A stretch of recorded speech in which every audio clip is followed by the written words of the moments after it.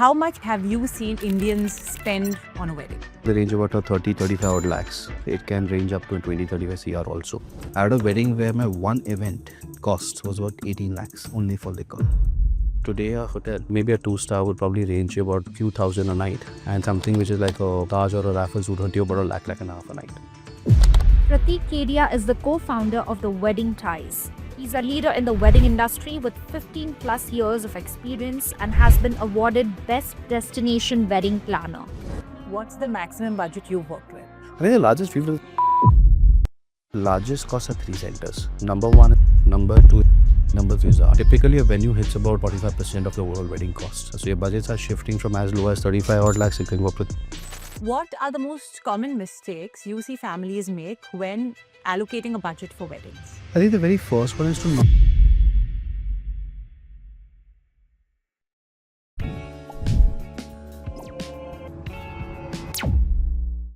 Well, as a wedding planner, you've seen it all, what goes on in an Indian wedding. And Indian weddings are known for their band baja barat and their opulence. So how much, Pratik, have you seen Indians spend on a wedding? See, Indians today typically from the category we talk about, right? So it's kind of splits from the lower tier to the higher tier. At a minimum to minimum, people spend anything in the range of about 30-35 odd lakhs. It can range up to anything between a 20-35 CR also. Now, typically what happens is basically all about what kind of wedding are you looking out for? What's the tier you're looking out for? So I'll give an example. Today, if you come from maybe a low middle class family, you will look at doing something which is about 100, 200 people, something which is a 3-star, 2-star categorization, something which is comfortable, right? And minimal decor, but maximum food. When it comes to somebody from a middle tier category, they will do a good hotel, a good decor, a comfortable artist list. You shoot that to a higher tier, they'll start going higher on each side, which is a top of the class hotels, top management in terms of services and the artist, and the top of your food and runways that you have. And the ultra HNIs, you start bringing celebrities on the picture. That's usually how the bifurcations are. So your budgets are shifting from as low as 35 odd lakhs, it can go up to 35 CR also. So it kind of works on that periphery. Now, if I give a simplest number today, a hotel, maybe a 2-star would probably range you about a few thousand a night, wherein a top star, like a 5-star, could range you about a 40,000, 50,000 a night. And something which is like a Taj or a Raffles would hurt you about a lakh and a half a night. That's the kind of difference that happens in terms of the type of venues you choose. And typically a venue hits about 40% or 45% of the overall wedding cost. That's usually how the numbers are supposed to be. What's the maximum budget you've worked with? I think the largest we've done is 10 CR. I think till date what we've done is the largest 10 CR. It was a 3-day affair. It was a Goa-based wedding. I think one of the largest we've done till date. For a 450 crowd that we did with a local, about 30 odd local people. I think that is one of that we've done. We've had celebrities come in that wedding. We've had a lot of VIP movement as part of the wedding also. It's been 4 years we've done that. It's just a pre-COVID wedding, 2019 wedding that we've done. I think if you want to do something on a very similar scale today, probably 80-20 CR is easy. I think that's a change in the pricing we've seen in the last 4-5 years. But to pull off something as similar to that or maybe in a similar range, I think 80-20 CR is nowhere. So 100% inflation in wedding costs between 2019 and 2024. Absolutely. So you spoke about how venues are 40 to 45% of my overall budget. Right. Unless, of course, I'm calling Justin Bieber, Beyonce, then it's a different thing. But let's say if I had to do a wedding in Goa, Rajasthan or something, what are the factors? Yes, venue 40 to 45%. What are the other factors involved in the cost of the wedding? So there are 3. Your largest costs are 3 centers. Number 1 is your venue. Number 2 is your decor. And number 3 is the artist. These 3 are your largest segmentations of any wedding that you have. Usually, Indian families don't set a budget. They just go all out because of that emotional factor that's associated. Right. But of course, there are families that are more fiscally prudent that way. So what are the more common budgeting mistakes that families make or you've seen families make when they are saying that, okay, we'll spend X amount or spend Y amount? It's possible that they don't forget to include something or they exclude something. So what are the common mistakes you see? Okay, so I think the very first that starts from as a mistake is that they don't commit to the right number. What they will say is that if they suppose our budget is 2 CR, hypothetically, they'll say my budget is 1.5. The problem starts from there. So your choices that you're looking out for, your psychological ready because your budget is 2, so you could probably go to offer to 2, where you're 2.5 closer. But when you look at options like 1.5, you say, this is not nice, this is not good, I'm not liking this. You'll never like it. Because at the end of the day, you are looking at setting a budget 2.5, where you're committing a budget 1.5, right? And that's where everything starts feeling, okay, chalo, I've said 2, now my budget is 1.5. I know I can go till 2. So I'll try to squeeze it to 1.7, 1.8. Now every decision becomes a compromise because now you need to start signing off everything. Now you say, oh, this is following my budget, this is following my budget, this is not following my budget. Second thing, when there's no budget in pipeline, you will want to show the best to them. Or you end up seeing the best because that's Instagram, which does this for you, right? So if I look at something as small as a venue, I'm going to look at a venue which is going to be something that is a celebrity or an artist first venue or something that is publicly very famous in the last 2 years, 3 years. Problem is these venues now have increased their price because they have got famous in terms of inquiries. And inventories work on inquiries basis. So if the inquiries are more, their price will be higher. If inquiries are lower, price goes down. It's like anybody else, right? Every inquiry in the airline Like also. stock market. So if your demand is higher, it goes higher. If the demand is lower, it goes lower. It's usually how it works. So that becomes the first part of the racking price. Second thing, they will say, chalo, take a beautiful venue and we will then negotiate the rest of the price. If I have a budget is 1.5, I'm going to end up spending a CR and a CR 10 only on the venue and food. 40 is not enough to do the rest of it.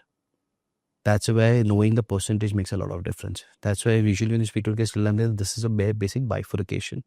You can save a maximum 5% here and there. So we always end up doing is print then a sheet saying that this is a tentative costing budget.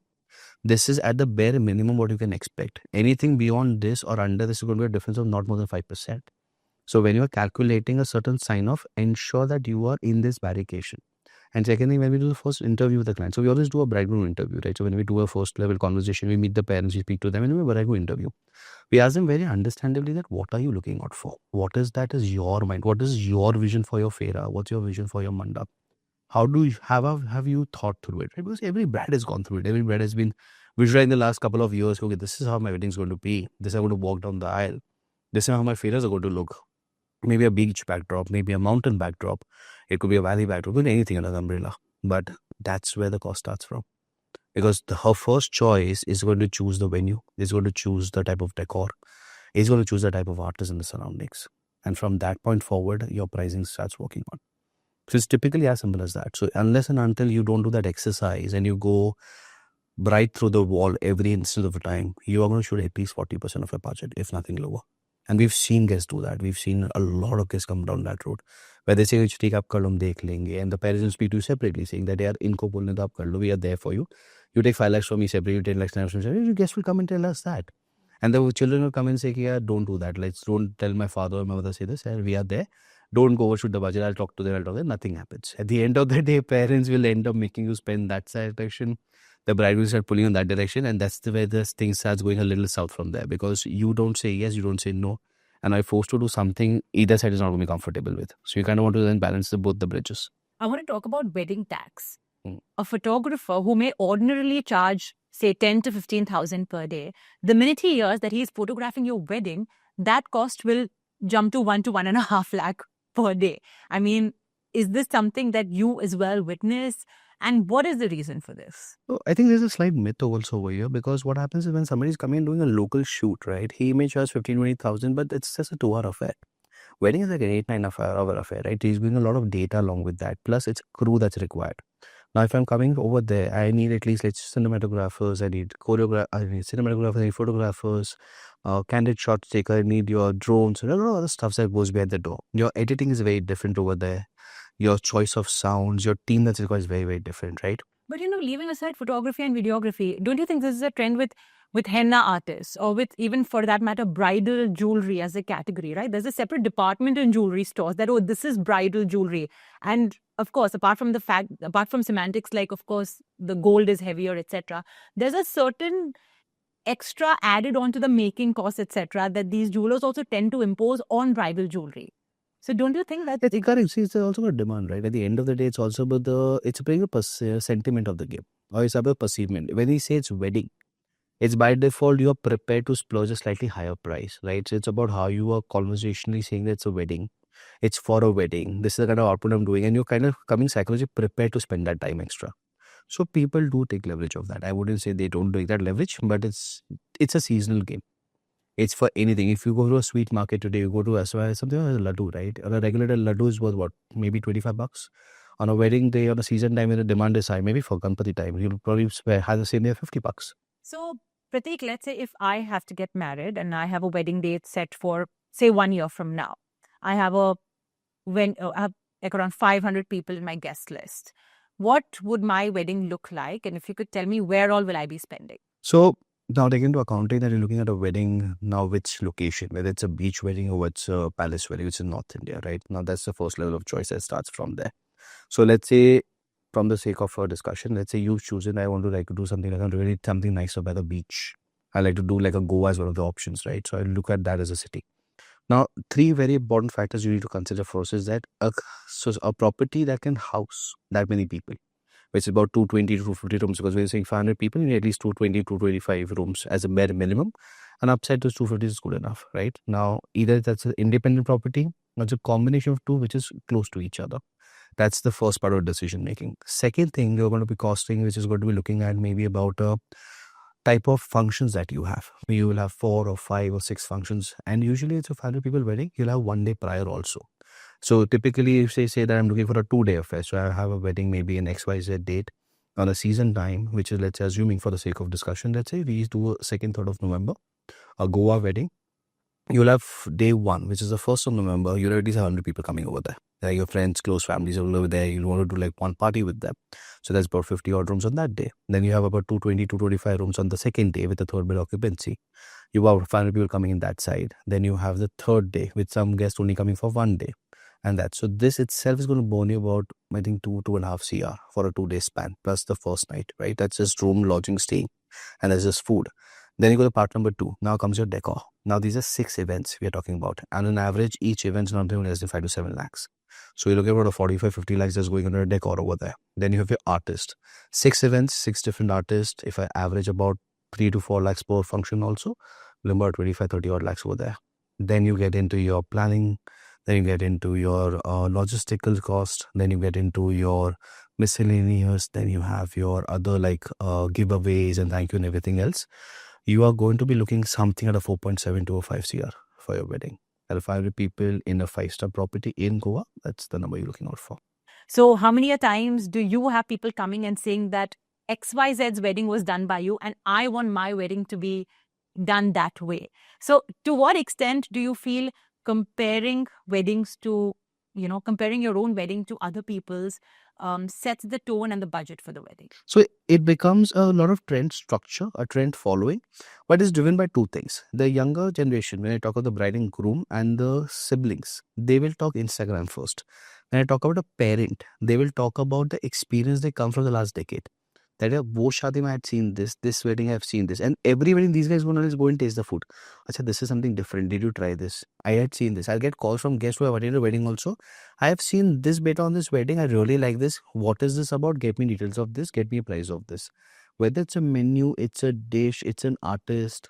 There's also timelines where you have kind of finalized and worked with them, right? And they've kind of seen that, or they've spoken to somebody and somebody's told them, okay, this is very regular.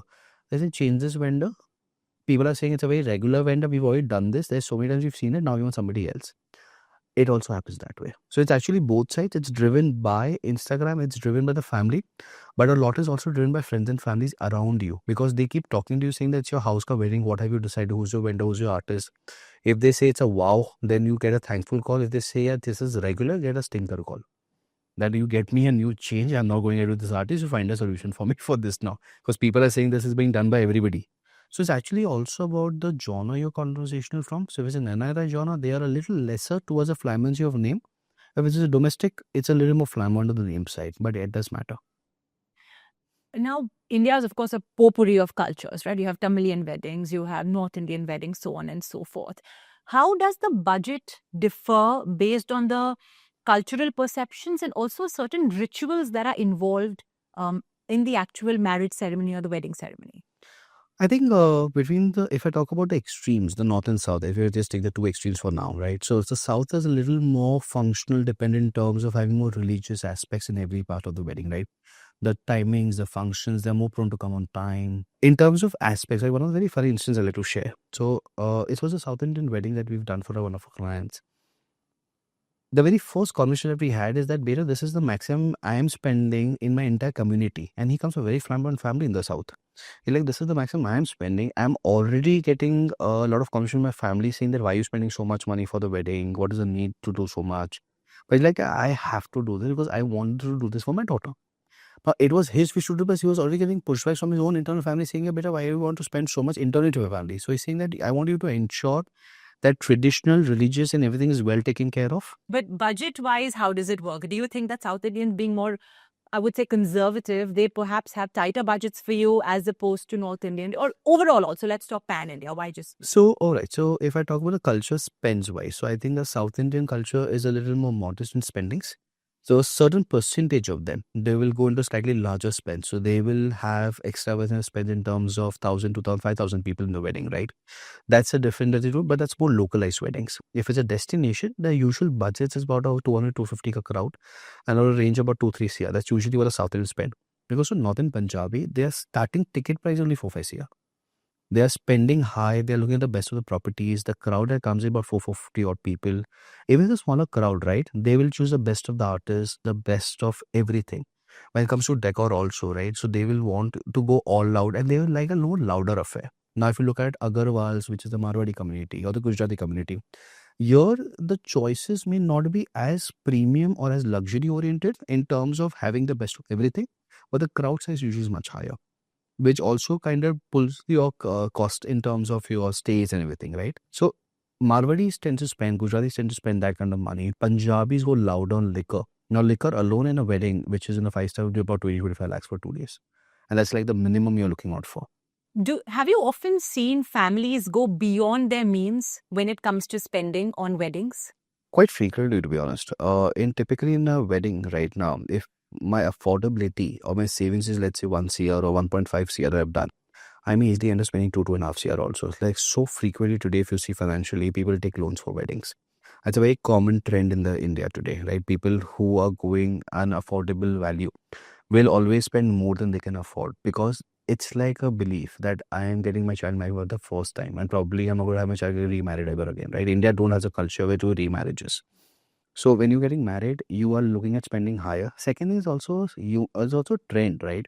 How much are you willing to spend in a wedding is also a big discussion in the country. This is something which has always been there from the very D-date. That also drives the conversation to spend higher. Second thing, it's also about you're seeing people around you. You're seeing your friends, you're seeing your families, you're seeing your relatives spend a certain kind of money. Now you're going to match up. So do you want to kind of also spend that kind of sums? Now when these guys do come and inform us that bit I'm going already. So a lot of the time families will come and say very start me that I'm already spending way more than I can afford to spend. So I want you to ensure that you don't make me spend anything beyond this. So the families do come that way. Now, at this point of time, it becomes very imperative that you keep them abreast from the very start. Go that, okay, this is what you're spending. This is what your cost sheet looks like. At every step, they expect you to come and give them a touch point saying, okay, this is where your budget was slightly higher. This is how you're going to bring it down. And you want to then stick to your budget. Then there are certain families who don't plan for the events. They are like, better start spending. They don't want to tell you publicly or in front of people saying, I have a constraint of budget. Halfway through the function planning, they realize, okay, my budget's gone higher now. I need to inform these guys. And then they start squeaking about it. So at this time, when they have come back to us also, half the war is lost because we've already spent on the bigger tickets. At this time, what is left is basically now becomes a compromise situation for them also. Because now we want to start undercutting a lot of other places just to bring the budget down. Because once I spend on 2 bigger pieces, which is my decor and maybe a couple of my artists and photographers, I have almost lost 60-65% of my budget already is gone. So in 30-35 of the budget, how much can we squeeze down to? So that's usually where it becomes a problem to balance it out. But it's not that we cannot at all, but it will never be a very comfortable situation because you always feel compromised here. So it's always better that you plan in the start. You be very clear that this is your budget. Keep a certain amount. So if it's a 1.5 or it's a simple 2 CR as a budget, start at 180 as a planning. Keep a 20 as a buffer. Even if you go higher by, you have 10 lakhs in bucket on the side. Because you have a lot of ancillary expenses you don't speak about. There's jewelry, there's dresses, there's clothing, there's so much others, right? Then there could be some miscellaneous that you don't plan for. You may end up just doing one ritual function locally. It still could bring you about 5 lakhs, 7 lakhs. Now, those are not unplanned expenses. So it's always better to hit 10% lower than your planned budget. Keep that as your rainy day budgets. So that if you like something, you have a budget parked inside. And keep the rest of it planned out for your dresses and all that. And do that in the very first month. Don't sign anything under the umbrella, which is your hotel or anything, till your budget sheet is not in place. You do that and you will be comfortable. You don't do that, you will always end up being in a different burn. You've been in this industry for, a long time. So how have you seen wedding spending patterns shift over the years? How much is it on account of the general rise in the cost of goods and services, and also how families are allocating money to weddings? So I think if we just talk about the last 6-7 years, right? Probably as simple as a couple of years before COVID and a couple of years after COVID. If I talk about that kind of allocation, somebody who's getting married, maybe the range about 70 lakhs or a CR at that point of time would be easily splurging about 4-5 CR now, and a similar to 90 for wedding. Three very big reasons that has happened is your hospital cost goes up by 10-15% inflation every year. So a hotel that would be charging about 15,000 that point is right now sitting at a 40-45,000. So that's the one of the biggest difference that changes the rate. Second thing, your decor also becomes expensive because somebody is spending 15 or 20 lakhs then, spending 50 lakhs now. An artist at that point of time, like a DJ we spoke about, you could get somebody who's decent enough at a 25K. Right now, a decent enough something is 80,000 to a lakh rupee. Plus, you'll have a lot of other requirements in those technicals and all that, right? Then you have a logistical expenses. A vehicle local at that point probably would have 1,000-1,500 bucks, and now it's going to be at least at 3,500-4,000. So every aspect has gone up at least nothing less than triple overall. So one of the biggest factorization becomes that. So people are prepared that, okay, if I'm spending maybe about a CR at that point of time, I'm going to do something less than a 3 or 4 CR now. That's part number one. Part number two is families have started preparing themselves much earlier. So today, what people are doing, they started conversing with people, planners, friends and families at least 2 years in advance, 3 years in advance. We got so many inquiries now that I'm looking getting married 2 years from now. I want to start working on my budget sheet so that I can start savings in the right direction so that I want the right wedding. So people who are planning this advance are people who know that I have a budget, but yet I want the right affair, I want the right stuffs in my wedding, and I'm choosy and picky about what I want. So then they take 2 years to start planning everything so that the savings are planned that way. So they'll lock us, plan with us, they will close us, and they will make a budget sheet with us. But they'll start locking venues, everything a year to the wedding, so that they have the budget in place before that. That's one other way the families are looking at it. And the second way the families are doing today is that they are going by the situational. So usually see today also, frankly speaking, 90% weddings are being sponsored by the family. Like I say, the parents are 90% are spent by them only, right? So they already have a budget and parked out much early that my daughter's or my son's wedding, I've got let's say 5 CR parked out, 2 CR parked out, 3 CR parked out, it's already done. Then second part is that they have something which is pre-decided, because sometimes, especially in the Hindu weddings, you have at least 2 or 3 child. You don't have just one child, right? So within the siblings that you have, somebody who's got married earlier, so he or she's got married at a certain price. Today, a second person is getting married at that point. That cost has gone changed. Now they do understand that difference because they've been seeing that trend within the family. Especially in the Hindu culture also, 15 years back, planners were not that large. The limitation was very different. Today, if you see in the last 10 years, number of planners has multiplied or probably quad multiplied. 2020, there were barely any planners. 2025, the trend was different. 2020, you would probably find a planner in every home. That's been the difference in culture. So people are more acquainted, people are more adaptive to that trend, and families do understand. They are more open to converse about it. And third thing, your cost center wise, they understand with okay, my friend has got married, she spent 2 CR, this is the kind of wedding she's done. I can expect my budget is 1 CR, this is the kind of wedding I'll want. But yes, demand wise, they will always want to benchmark a friend's wedding. If it's a bride getting married, she say, my friend got married year, I want this, but my budget is this. So give me a way around it. So people are more receptive that way. If I have to do a destination wedding versus a local wedding, what kind of costs am I looking at? Local tends to be a little more expensive always for 2 reasons. Because local mein your crowd is always more. See, if you look at a city like Bombay, you stay in flats. There's less a bungalow as a concept here, right? So number of people staying in flats means there's a community or colony of people staying together. Now, when you want to call one from your society, it usually ends up being 50, 60 people right there. Then your friends, your colleagues, your schools, your college, everything being localized, right? In a Bombay, usual crowd is about 1,000 people in a given function minimum. Destination, you can bring that down to maybe 300 people. Second thing, in destination local, you don't have 100% crowd which is local. So even if it's a Bombay wedding, 100% is not going to be Bombay, right? There's a lot of people going to come from the hometowns, or come from maybe your village, or maybe come from a different city.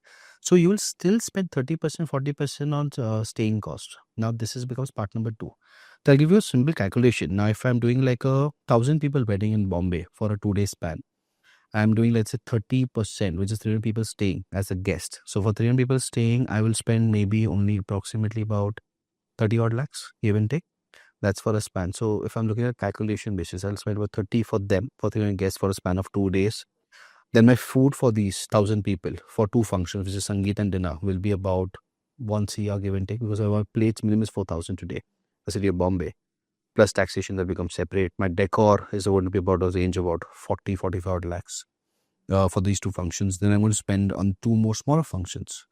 Now this will boil me about another maybe about 50 lakhs give and take more.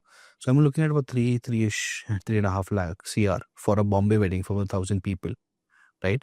Which is only local reception and a local Sangeet for that much crowd. My reception is 1,000, Sangeet becomes 600, 650.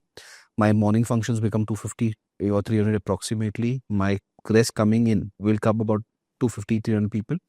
That's about 3.5 functions, which is about 4 events. Destination at the same cost, I can house about 450 people comfortably and own a 5-star property and have straight 5 to 6 functions. And the experience is obviously very, very different. Local weddings, half the people don't turn up half the time. And the biggest revenue loss that happens in a local affair, or people don't really calculate, is how do you really assume how many will turn up? On a destination date, right? On a day of the peak season, there's at least 4 or 5 weddings that's happening in the city, right? Every hotel is having a wedding. So half the day people just come, they'll take a plate, they'll have a little food and they vanish. They're just coming doing a formality of, because they have to be part of the wedding. Destination, they're with you. They come and they enjoy the wedding with you, right? So that's the number of difference. So your loss of calculation also happens here. That half the people also don't turn up because of the traffic. They are delayed. Functions also, the plate loss is there. So these costs are never been calculated.